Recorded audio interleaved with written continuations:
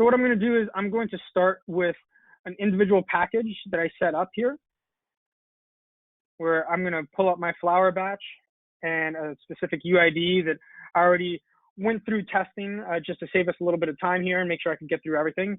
But I wanted to show you just kind of the traceability that we have within each of our lots, where we keep track of the source name. So whether you brought this in from your own farm or you purchased this from someone else, you'll always be able to keep track of the source of every individual UID in your system, as well as what PO they came from, the batch associated with that particular package, as well as the source batch, so you'll be able to see the harvest batch information and the turn number information. So that way you have full traceability back in multiple ways to your original harvest batch or turn, as well as to help with analytics down the line. Like I mentioned, we keep track of our strains at the individual UID level, and we can attach all of our COA information, as well as R&D info as well, keeping track of all the cannabinoid profiles that you pull, the batch status, when it was harvested, the lab, past date, as well as any other information that goes along with that. You can also attach that PDF to every UID in the system that will pass down from parent to child if it makes sense to. So if I'm taking this flower and packaging it, it'll pass that down, as well as when I go on to shipments, when I split off all those lots to ship the individual UIDs, it'll pass those COAs so that I can print all COAs from my shipment. We also keep track of the traceability parent to child. So if I had any parents that this came from, or any child that created from it, I could see the quantity used for every one of these, as well as the quantity that I created. And we'll see that later on as I go create a production order to create these eighths. So next step of the process, I'm going to create an eighth in the system, and then we're going to go sell that eighth. I'm going to go to bill of materials first to show you a bill of material for one of our eighths.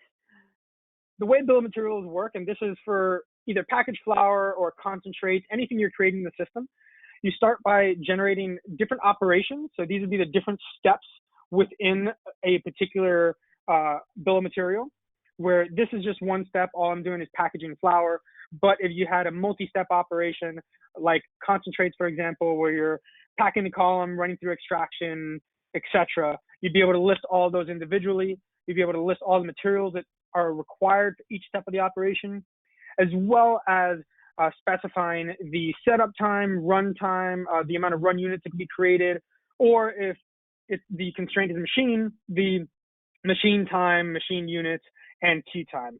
This really helps for two things. One, it helps for costing if we're going to backflush our labor and automatically apply these costs instead of manually adding labor, as well as for capacity planning, where the system would be able to help you schedule out your production orders based on the capacity available, whether that constraint is a crew or machine for each operation. So now I'm going to go create a production order here for my eighth. So I'm going to search for that inventory ID. I'm going to select the strain that I'm going to create my eighth of. These are going to be packaged in distro. I'm going to create 100 of these.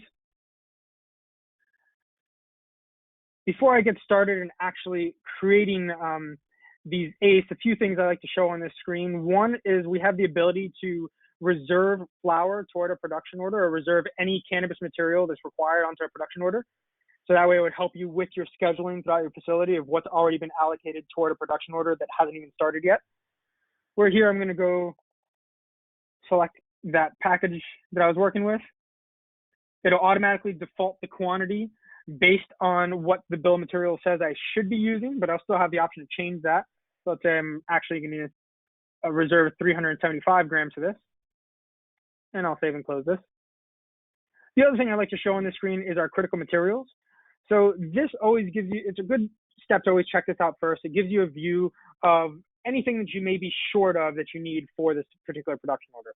I'm not short of anything, but if I were to show all items, you can see it shows you your quantity needed based on your BOM, your quantity on hand, and any quantity you may be short, where right from this screen, you'd be able to create the purchase order, create the transfer, create the production order for any of the materials you may need to get this production order started.